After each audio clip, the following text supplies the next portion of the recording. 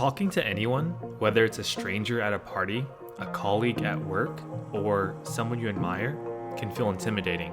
But what if it didn't have to? In this video, we'll explore simple, actionable strategies to help you talk to anyone, anytime, and anywhere, and feel confident doing it. We'll share proven techniques, break down common fears, and give you a framework that works in any situation. Stick with me as we dive deep into understanding communication, practicing essential skills, and conquering those moments of awkward silence. Let's start by addressing the elephant in the room. Why does talking to people sometimes feel so hard? It often comes down to fear of rejection, not knowing what to say, or overthinking the moment. But understanding these hurdles is the first step to overcoming them. Here are a few common fears and how they show up. Fear of rejection. We often worry about feeling judged or dismissed. This fear can lead to avoidance. Overthinking. Many people replay potential conversations in their heads, trying to predict outcomes. Not knowing what to say. This is one of the most common fears, but it's solvable with practice and a toolkit of strategies. Now that we've identified the hurdles, let's talk about how to overcome them. Overcoming these fears starts with understanding that everyone feels this way sometimes. You're not alone. When we understand the psychology behind these fears, it becomes easier to take action. Let's spend a few minutes unpacking the science. Research shows that social anxiety often stems from focusing on ourselves, what we look like, how we sound, instead of the person we're talking to. Shifting that focus is key.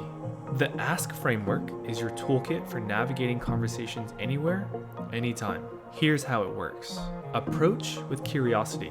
Shift your mindset from what do I say to what can I learn? People love to talk about themselves when they feel genuinely listened to. Ask open-ended questions. For example, what inspired you to get into this line of work? Or what's been the highlight of your week? Approaching with curiosity also means observing the person's environment. What clues can you use to start a conversation? Let's go further.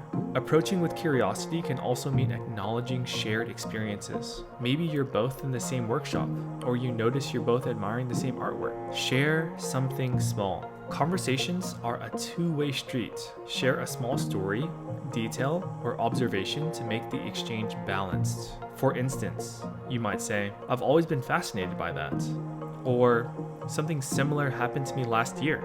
Even small personal details, like "I've never been to this kind of event before," can create common ground. Sharing personal stories, even short ones, helps establish trust and makes the interaction more memorable. Keep the flow going.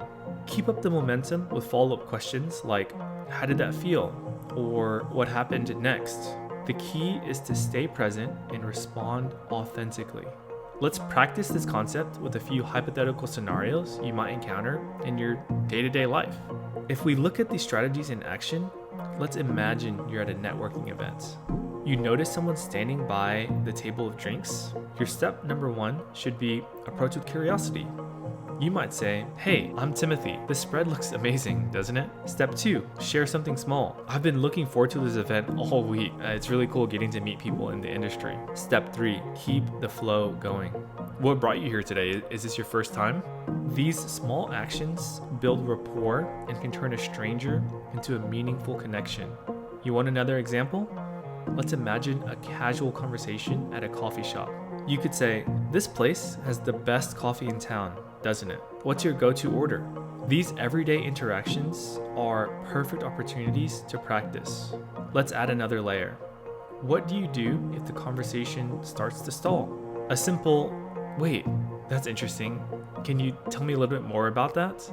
can reignite the dialogue. Now, let's explore some specific scenarios and strategies. If we think about what we talked about earlier, we covered networking events, casual conversations, but what about unexpected encounters and difficult conversations? For an unexpected encounter, you can start with an observation. "Looks like we're both stuck in this long line, but at least we're not getting rained on." For difficult conversations, approach with empathy. Start by acknowledging the other person's perspective. "I understand this is important to you." To truly master talking to anyone, practice is essential. Here are some exercises you can try. Daily small talk. Challenge yourself to start one small conversation a day, whether it's with a barista or a neighbor. Exercise number 2. Write down 10 open-ended questions and use them in your next conversation. Exercise number 3. Body language awareness. Pay attention to your posture and facial expressions. Smile, maintain eye contact to signal openness. Exercise number 4. Practice with a friend by role-playing different scenarios, like introducing yourself or handling an awkward silence. Record a few conversations and play them back to notice patterns and areas for improvement. Talking to anyone, anytime and anywhere is a skill that gets easier with practice. Remember, every conversation is an opportunity to connect and learn. So get out there, be curious, and start talking. You got this.